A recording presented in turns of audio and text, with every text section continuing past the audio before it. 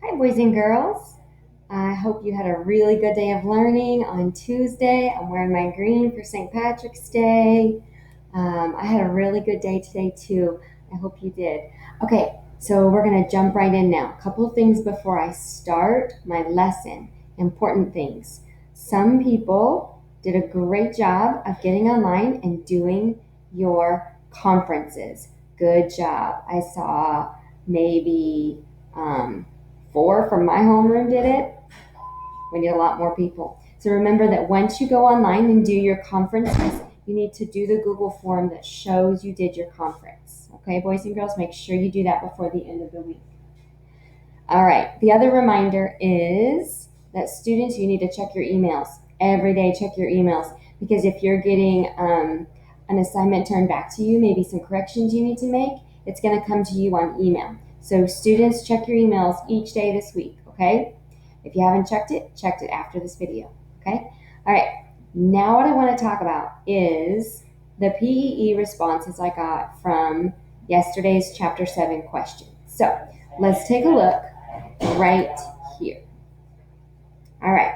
So the question was, how did Lee feel when the soft-spoken woman and her husband took Gerald? All right. So let's look at some of the answers. I took a couple of the responses and I put them here on the slideshow for you to take a look at. And we're going to sort of use the rubric and grade them together. Okay. So I want you to really think about this. Okay. The first P.E.E. response says, when the woman and her husband took Gerald, Lee probably felt jealous. In the text, it says Lee wanted to run after them to stop them or ask them to take him and Leo too, but he knew that the moment he stood up, he would be ordered to sit down. This shows that Lee was jealous of Gerald because he wanted a home instead of the orphanage. When the woman and her husband took Gerald, he wanted to go with them with his brother. But if he would have done that, he would have been ordered to sit back down. This proves that Lee was jealous of Gerald and his new home. Okay, so let's take a look at this rubric. Let's first look at the point, okay? I want you to think of what you would grade the point according to the rubric. When the woman and her husband took Gerald, Lee probably felt jealous. So go ahead and look at the rubric and put on your fingers a 4 if you think that exceeds, a 3 if you think that's ready, a 2 if you think that's close, and a 1 if you think that needs support. Are you ready? Okay. I would personally give that a 4. That's an exceeds point because it's written in CSRQ and the person who wrote this had to really think about the word jealous. It isn't a word that just, popped in their head. It didn't say that in the text. They had to infer it. So that was an insightful answer. So I would give that person an exceeds for their point. All right, now let's look at evidence. How many pieces of evidence does this person have? 2 sentences, but it's just one piece of evidence. So where would you put that on our rubric? Put it on your fingers if you think. 4 for exceeds, 3 for ready, 2 for close, 1 for needs support. Are you ready? All right. I would give this a ready or a 3. In the text, it says Lee wanted to run after them to stop them or ask them to take him and Leo too, but he knew that the moment he stood up, he would be ordered to sit down. This evidence is relevant. It does support the point, but there's only one piece. It's also quoted accurately. So this is an example of a 3. If you got a 3 on your fingers, good job. Finally, we're going to evaluate our explanation. All right, so it starts off with a good sentence starter. This shows that Lee was jealous of Gerald because, so it's got all that it needs in the beginning, and then it goes on to explain why it shows Lee was jealous. Because he wanted a home instead of the orphanage. Now, the author had to infer that, so that is a good part of the explanation. So go ahead and put on your fingers right now what you think the explanation would get if I was grading it. Ready? All right, I would give this a 4. Whoever wrote this did a great job. So overall, they got a 4, a 3, and a 4.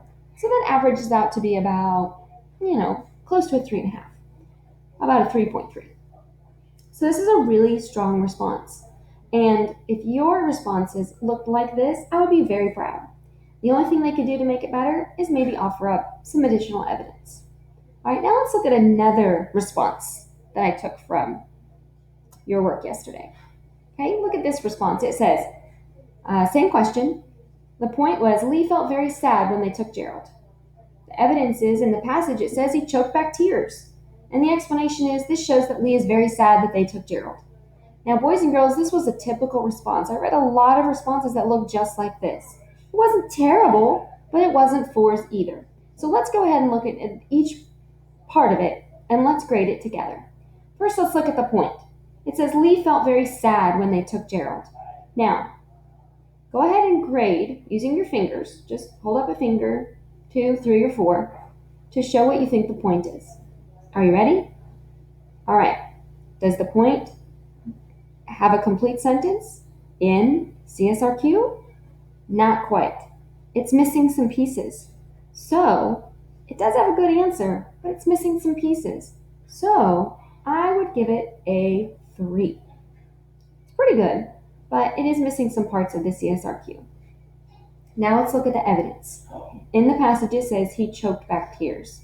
A lot of people use that evidence. It's good evidence, and it supports the fact that he's sad. Is it enough? Show on your fingers how you would grade this evidence. Are you ready? I would give it a 3. It's good quality evidence. It supports the point, but there's only one piece. It's also quoted accurately. So we've got a 3 and a 3. So far, so good, right? But let's look at this explanation. It starts off okay. This shows that Lee is very sad, but what is it missing? It's missing the because. It doesn't explain how it shows that Lee is very sad. So what would you give it for explanation? Are you ready? Do you have it on your fingers? Well, you only need one finger because I would give this a 1. It literally just restates the point and it doesn't give any explanation of how the evidence supports that point.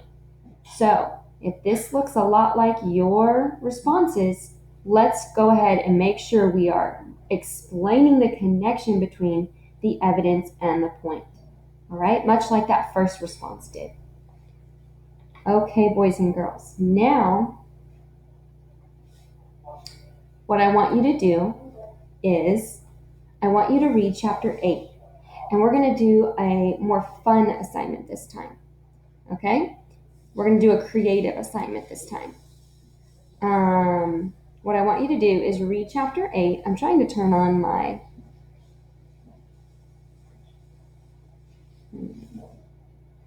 I can't figure out how to get it to look at me anymore. Okay, so you're going to read chapter 8. Just listen to my voice. Read chapter 8, and it's called When the Orphan Trains Came to Town. And you'll find that attached to this assignment, you'll find that you can use read and write to read it to yourself, but you need to read the whole thing, okay? When you finish, I want you to find yourself a piece of paper. It can be a piece of notebook paper. You can tear it out of your literacy journal or out of your binder, or if you can find printer paper, a plain white piece of paper would work perfect. Use a pencil. If you can find some markers, colored pencils or crayons, that would be awesome, because your task is going to be to create an advertisement. Imagine you were in charge of getting people in the West, farmers, to come to the train stations and choose a child. How would you market that? What would you put on your advertisement? What kinds of things would you say? What kinds of information would you give?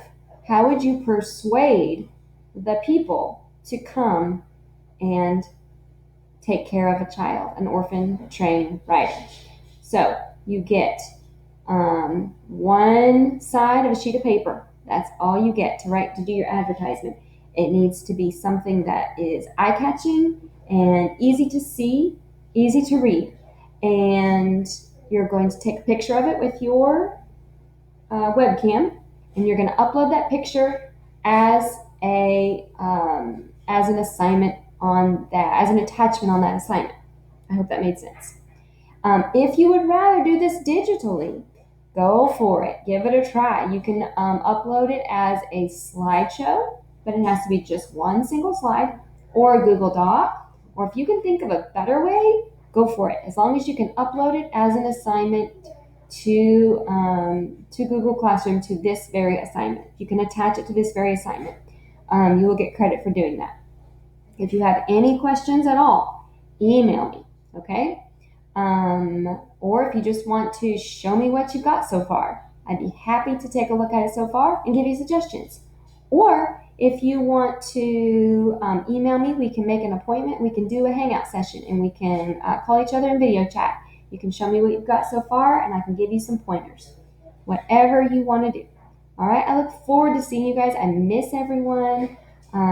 If you have any questions, send me an email. All right, I look forward to seeing your advertisements. Don't forget to read all of Chapter 8. And boys and girls, don't forget to do your parent-teacher conference. All right, see you later. Happy Wednesday.